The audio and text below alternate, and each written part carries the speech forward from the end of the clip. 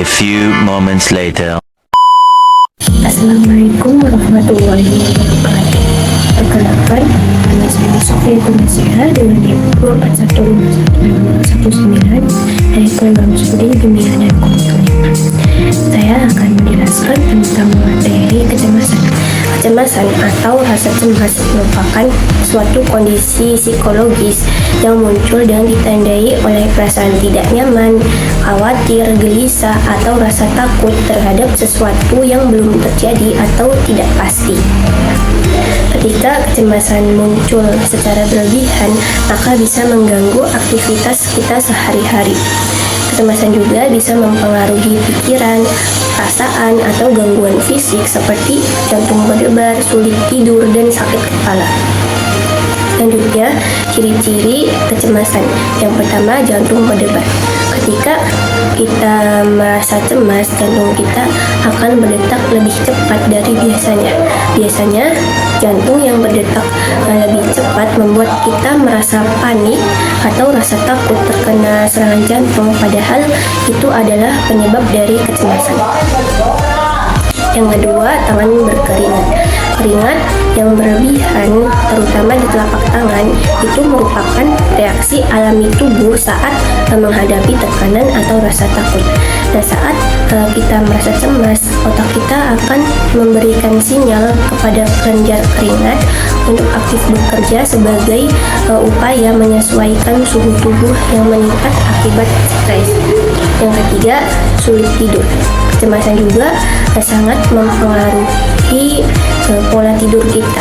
Ketika pikiran kita dipenuhi oleh rasa takut atau overthinking, maka otak kita akan menjadi lebih aktif secara berlebihan, bahkan saat di malam hari, sehingga membuat kita sulit tertidur. Nah, selanjutnya yang keempat adalah sulit konsentrasi. Kecemasan juga menjadi tidak fokus sehingga sangat mengganggu aktivitas yang ingin dilakukan atau yang ingin dikerjakan seperti belajar, bekerja, atau aktivitas lainnya.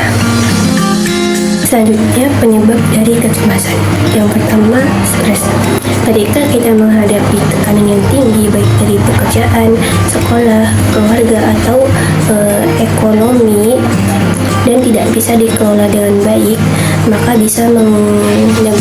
bisa menimbulkan kecemasan yang berlebihan.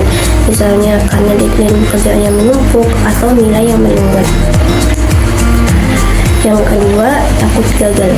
Salah satu penyebab dari kecemasan itu adalah takut akan kegagalan atau tidak mampu memenuhi ekspektasi orang lain seperti orang tua, guru, teman, atau masyarakat.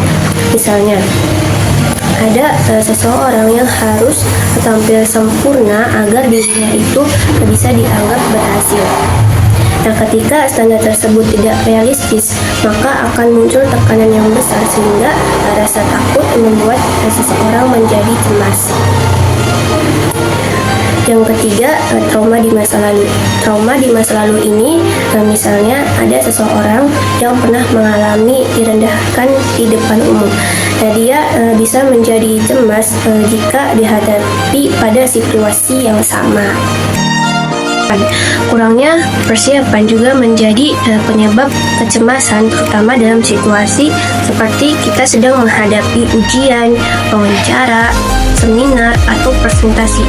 Nah, saat kita tidak memahami materi dengan baik atau tidak belajar, maka akan muncul rasa ragu terhadap kemampuan diri kita sendiri, sehingga bisa menyebabkan kecemasan karena otak kita itu membayangkan kemungkinan akan gagal atau lupa. Selanjutnya, overthinking. Overthinking adalah kondisi ketika kita terlalu memikirkan suatu hal secara berlebihan. Selanjutnya, dampak dari kecemasan. Yang pertama, prestasi belajar menurun. Kecemasan yang berlebihan bisa mempengaruhi kemampuan berpikir dan berkonsentrasi. Saat kita cemas, otak kita akan lebih fokus pada rasa khawatir daripada memahami pelajaran. Hal ini menyebabkan kemampuan untuk memahami materi pelajaran menjadi sangat terganggu sehingga bisa menyebabkan kecemasan. Yang kedua, mudah marah. Kecemasan juga bisa mempengaruhi kestabilan emosi kita. Saat kita menghadapi tekanan secara mental, kita akan menjadi lebih sensitif terhadap hal-hal yang biasanya tidak mengganggu. Yang ketiga, tidak percaya diri.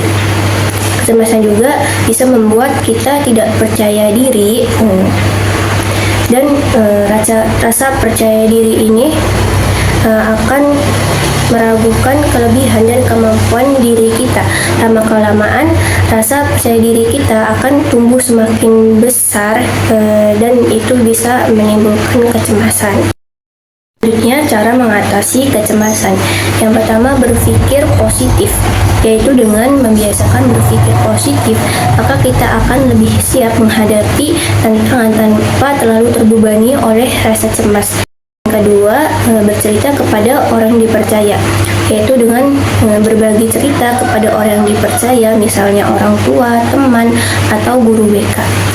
Yang ketiga, kurangi bermain media sosial. Media sosial juga menjadi sumber hiburan, tetapi juga menjadi kecemasan jika tidak bisa menggunakan dengan bijak. Misalnya, ada seseorang yang membandingkan hidupnya dengan orang lain yang terlihat lebih sukses, maka kita bisa berpikir tidak cukup dan tertekan. Jadi kita harus mengurangi waktu bermain media sosial.